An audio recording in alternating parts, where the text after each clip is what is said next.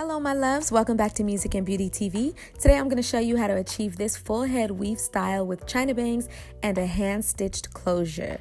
This is going to go pretty fast. There's a lot to cover in a little bit of time, so if you need to rewind or pause the video, feel free, and I hope you learned something. Let's get started. So I'm starting out with the braid down. I'm braiding my client's hair in a circle. The only reason why I'm showing you this is just to show you that there will be times where you have clients with soft hair where you need to add synthetic hair in as you're braiding to make sure that that braid stays sturdy. I do this most of the time, but I usually don't like to add too much hair if their hair is strong enough to sustain the cornrows. I'm just gonna go in a complete circle and just keep on braiding this client's hair, doing my best to leave out any baby hairs that are gonna fall out anyway. Sometimes when you braid those into the beehive, it kind of pulls and tugs unnecessarily.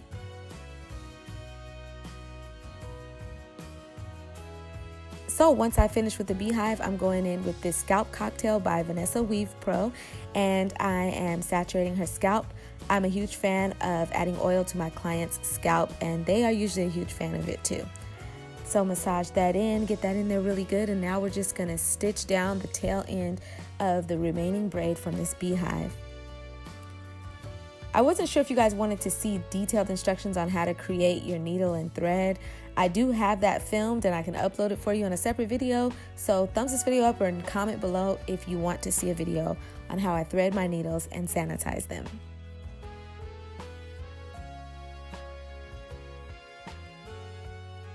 And this is what she looks like with the baby hairs left out right before I'm adding the net. So I'm going in and I'm going to do a quick run through of my net placement just to show you guys that this client prefers me to leave a little bit of net out in the front, about 1/2 inch to 1 inch extra, so that her weave can hang more in her face. Sometimes you have clients who are balding in the front and you'll need to do this. I am going to upload a video with a detailed step-by-step technique on how to do different types of nets, so comment below if you want to see that video ASAP. But in the meantime, I'm just going to jump into the sew-in.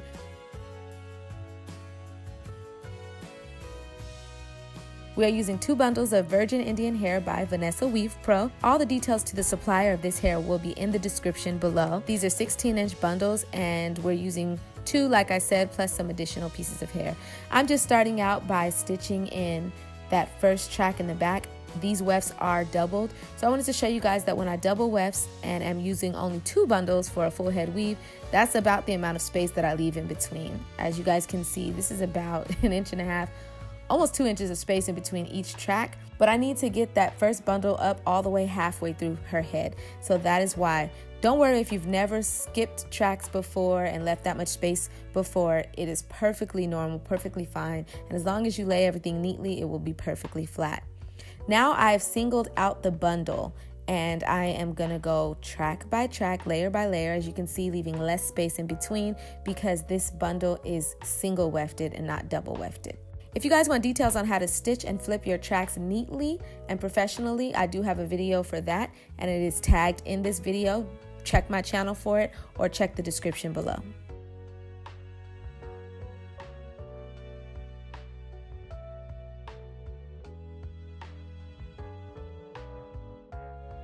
So right now I'm just showing you guys that I am going to flip this track over, but rather than taking it all the way to the edge of that front braid, I'm flipping it before I get to the edge of that front braid because I really want that front area to maintain flatness and I don't want it to be too bulky. Also, when I'm doing this style, I usually want to build up towards the back. That way when I finish off the hand stitch closure, it's not super far back at the top of her head, but closer to her forehead, if that makes sense. There are 2 different ways that you can install a full head weave with the hand stitch closure. This is the way that I prefer to do it when I'm doing a China bang, but if I wasn't doing a China bang, then I wouldn't mind so much making the hand stitch closure a little bit further back on her head. But for this process, I'm laying my tracks as so, and I'm doing it on purpose. And from this point on, we're just going to drag the tracks in a circle and keep on stitching. I want to show you guys how I'm stitching to the edge of the net, not on that first braid. Like I said, my client really likes China bangs for a reason because she wants to cover her forehead, and so she likes me to add extra layers of hair towards her forehead area. Hey, it's all about what they want. Don't judge her, don't judge me. I give my clients exactly what they want. She gets this style all the time, and this is how she likes it done. So as you can see, I'm just dragging this track around, and I'm just gonna go in a circle. Be sure that when you get to these edge pieces that you're not like cramping in a whole bunch of hair. Make sure that you are evenly and gradually taking this into a circular motion. So don't be afraid if there's space in between these tracks, because there isn't going to be any parting going on since this is a China bang, so you don't have to place these tracks on top of each other super close the way you would if you were going to create a part in your client's head. I am looping the needle underneath the thread. I'm not sticking that needle through the weft every single time. And although this video is going fast, this part takes time.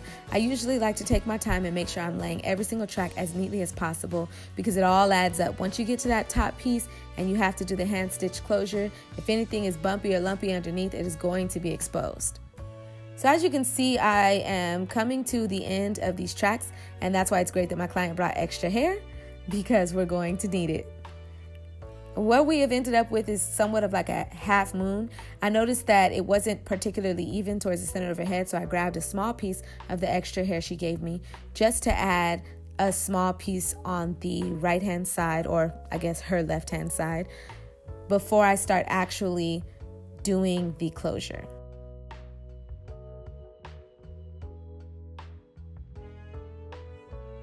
Now that this half moon area is even, then I'm going to grab a track about this long, and this should be enough to close it off.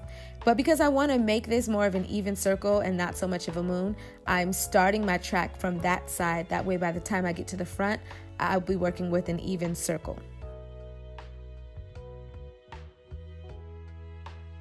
And throughout this whole process, I'm doing my best to loop the needle around the weft through the thread to make a knot, and trying not to stick it through the weft too much.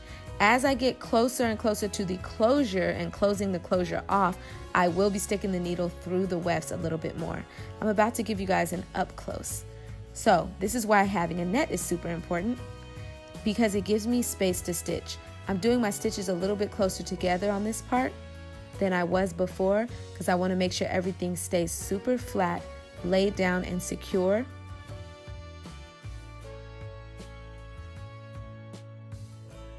I'm just going to keep going in a circle, but as you can see, I'm sticking the needle through the weft at times. You'll get the hang of this as you do it more and more, and you'll know like where you should place your stitches. Most importantly, you want this to be flat, and you want it to go in a circle without ending up sticking up, which is what tends to happen sometimes if it's not flat enough. You don't want it to bulk up, bunch up, nothing. You want it to be flat.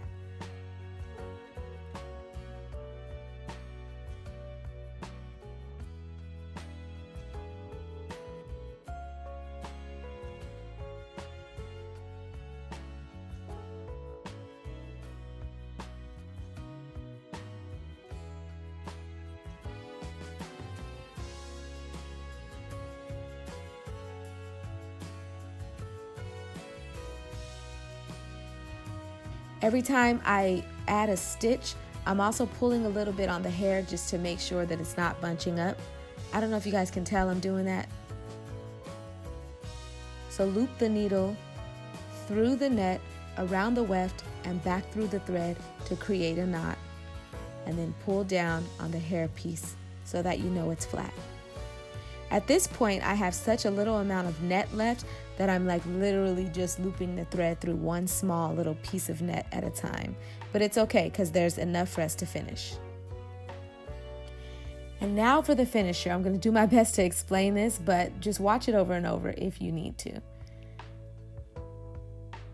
Because I want to make sure that the top of these wefts are not exposed once I close this off. You see how I have been doing underhand stitches pretty much this whole time, going underhand like this, sticking it through the weft, and then tightening it, right?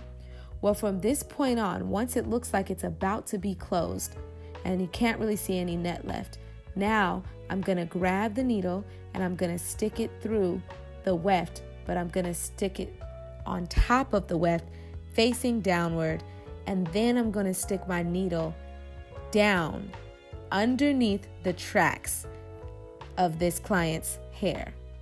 For the sake of demonstration, this first time I'm pulling the thread all the way through first so you can see that that's what it's supposed to do in the end. And then I'm gonna stick it down inside this little hole. If you look really, really closely, there's still a small little hole where you can fit the needle. And I'm sticking it through there, and I'm just gonna let it like come through underneath like a few tracks. That way I'm pretty much creating like an anchor stitch that is gonna be hidden underneath the tracks.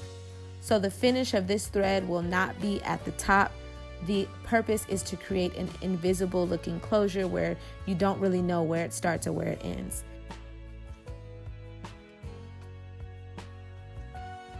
So after I'm down there, then I'll come back up in that same area, and my objective is to bring this needle back through that hole. Right now the hole is so tight, so it takes a little bit of effort to push it through, but now that I've pushed it through and I've come back up, I'm gonna do the same thing one more time. But first I'm gonna cut off the excess weft.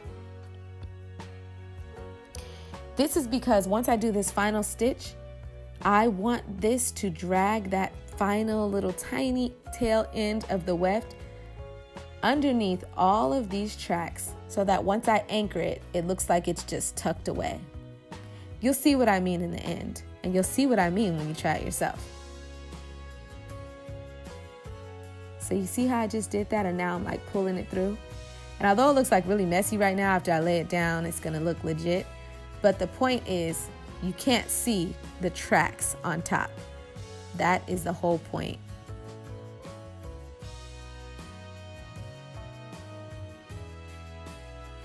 So I'm just gonna cut that off, and now I'm going through with some heat protectant spray, spraying that down, and I'm gonna take my big barrel curling iron and I'm going to try and flatten this out as good as possible. Now for me, my curling iron usually does the trick.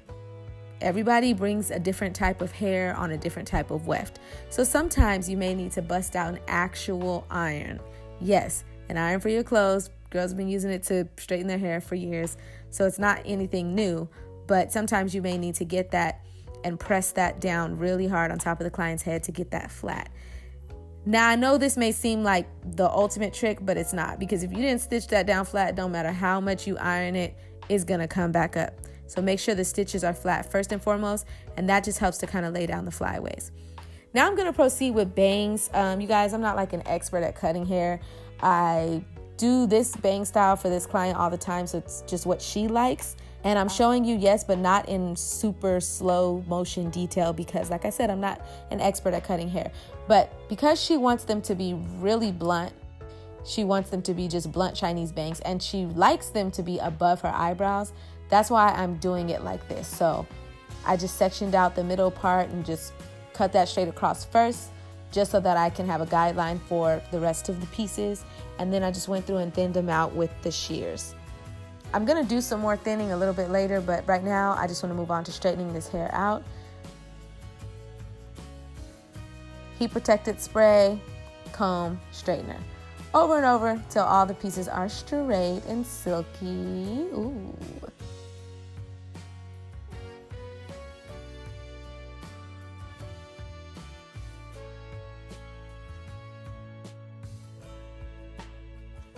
Now I'm gonna go on and I'm trimming off some of those flyways hairs that tend to stick out of the weft. Sometimes they're really obvious and sometimes they're not. It just depends on the type of hair that your client brings you.